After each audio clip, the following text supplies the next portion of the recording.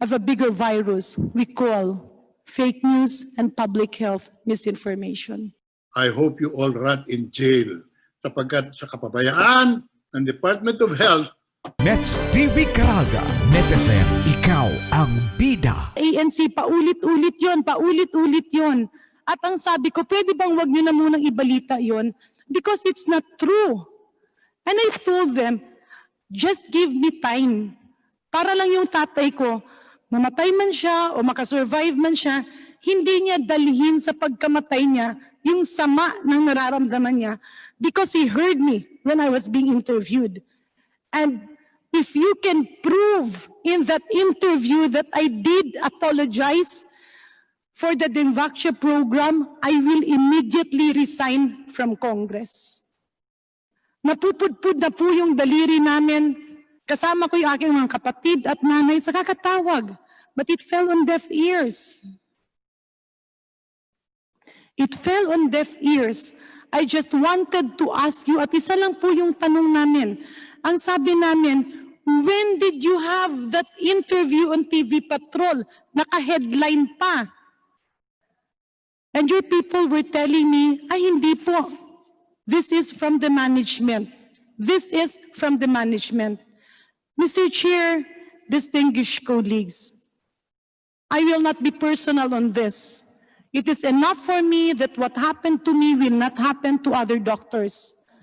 I might be privileged enough because I have my mandate and the people in my district who have known me and who will not believe in the lies, even if it will be ABS-CBN pending this.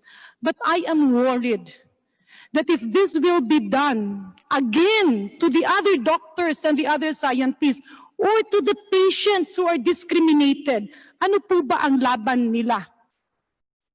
And as a member of this august body, I look at it as my extreme responsibility that your management should not allow this to happen. Sir, moms, please review my interview in DZMM. I can give you a tape. And then go into TV Patrol on the same day. You had that news item repeated for straight 3 days. At ang sagot niyo lang sa akin, ganun eh. Yun yung instruction ng management, we heard you. I even asked, when did TV Patrol interviewed me? Because I was just in that hospital taking care of my father who felt very bad that the TV station that he looked up to since he was young was the same TV station who will be an instrument of a few people who were not happy. If you are part of the executive, when you become a secretary, a member of the cabinet, you cannot please everybody. There are tough decisions that you have to make. And there were a lot of tough decisions that I had to make because we had to cleanse DOH from corruption. There were a lot of tough decisions we had to make at FDA. At marami po kaming ginawang desisyon para linisin ang PhilHealth. But if your TV station will be allowed to be an instrument of a few people who would like to be appointed, or a few people who would like to win in an election, or a few people who are not really experts but who are pretending to be experts, or a few people who will get back at us because their businesses were ruined because we have to put systems. Ngayon, ang daming nagrereklamo sa DOH. But did you ask them why they cannot move? Because they are afraid of ABS-CBN. Gustong-gusto ng mga doktor na gumalaw. Gustong-gusto ng DOH na gumalaw. Pero bawat galaw nila, bawat desisyon, bawat gawin nilang tama, ang bukang bibig nila, baka malindon lisoy kami. I do hope, Mr. Chair, distinguished colleagues, that the management of ABS-CBN will look into this.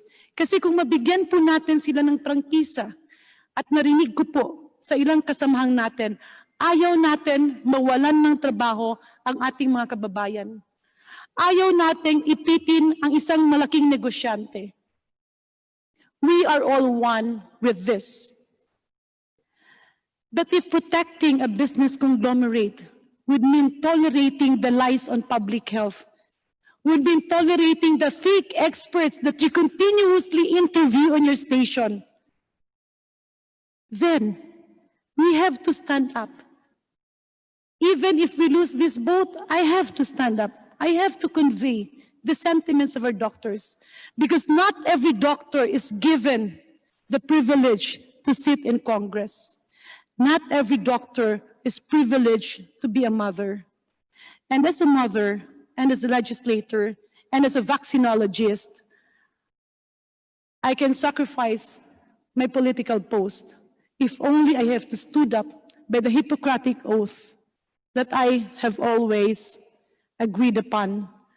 At patuloy ko pong tatayuan at gagawin ang nararapat para sa mga bakuna dahil vaccination saves lives.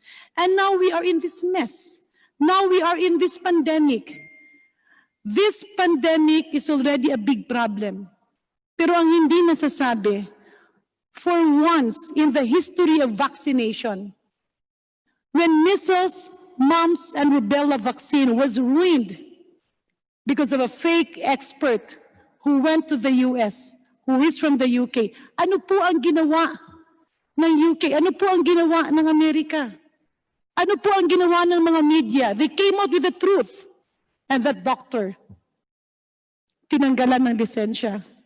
Pero dito sa atin, pag merong gustong magpasikat, gustong magpa-appoint, all you have to do is approach a reporter from your station, befriend him, and then they will have the luxury of time, the luxury of a big conglomerate, the luxury of being called an expert simply because you allowed them to be. Mr. Chair, distinguished colleagues, even up to this point of time, I still don't know whether to vote yes or no. I'm still thinking.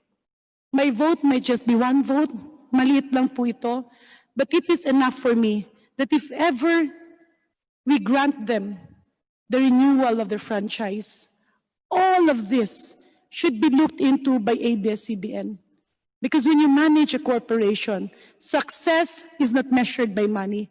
Success is measured by the real difference that you give to our people, not the difference that you mouth on the presentations that you make, but the difference that in your conscience you have. To the family of Asek Lyndon Lee Sui, I know that no words, nor even an apology can ABS-CBN can bring back his life. But when he died, defending himself, being very bitter, all that I can say is that maybe God has his purpose, and maybe the Committee on Good Government and the Committee on Legislative Franchises should be a very vital instrument. That big as you are, when you grow bigger and you grow bigger and you grow bigger, you always have to remember that at one point, you will never grow big if before God's eyes, you will be part of continuous public health lies. So I do hope that people who will be speaking before your station are real experts. And again, my last appeal. Please do not focus on personalities. Kami po mga doktor, malaking bangayan kung saan ka nag-aral. Kung galing ka sa ganito, kung galing ka sa ganito, ikaw ba'y taga Manila, ikaw ba'y taga probinsya. That is why in some countries and in many countries, the Secretary of Health, the Minister of Health is a non-doctor. Because the countries do that so that the sitting Ministry of Health will be neutral, no biases. But if you get a certain person, and that certain person dictates whom to interview, what to say, what to put on the news, then you do injustice to the people who have probably refused her or refused him at one point in their lives. You now become part of a bigger virus we call fake news and public health misinformation. My piece of advice to you, huwag mo nang masyadong ipaliwanag sa sarili mo, it depends mo. The DOJ has already recommended your indictment for serious dereliction of duty, reckless imprudence, resulting in the death of children. May mga apo po kang nabakunahan na hanggang ngayon, alangan, baka naapektuhan sila ng dembaksya ninyo. You prepare yourself for your legal defense and not in these congressional hearings. Your cause and your case has got nothing to do with the ABS franchise application. What I said in the congressional hearings, you were there when I said, I will not ask many questions because you will be charged in court. I am almost positive, as you will now be charged. If you are not innocent, I'm sure you'll be given your day of glory. But if you are proven guilty of reckless imprudence resulting in the death of children, not only 1, 2, 3, marami po sila, I hope you all rot in jail. Sapagkat sa kapabayaan ng Department of Health at nakita po namin yung connivance between the executive and the DOH at that time, you will have a lot to answer for. Not in this hearing, and defend yourself in court because you will find yourself soon enough defending your actuations when the Mbaksha was not properly applied to the children of the Philippines. Marami po na disgrasya dyan na hanggang ngayon nag-aalangan ng mga magulang. Kaya huwag kayong magagalit. Point of order, Mr. Chair. Ang mga magulang, Mr. Chair. Mr. Chair, the point of this magalit. is the franchise of ABS-CBN. I believe the Honorable Gentleman from Manila Mr. Chairman, I am now ending my interpellation. Time. Is stricken of the record. Hearing is suspended. Hearing is resumed. I'd like to request, the chair would like to request the Honorable Atienza to stick to the subject matter, to the issue in this interpellation and not go into other matters that are not relevant to his own interpellation. Mr. Chairman, can you hear me? Yes, I can hear you.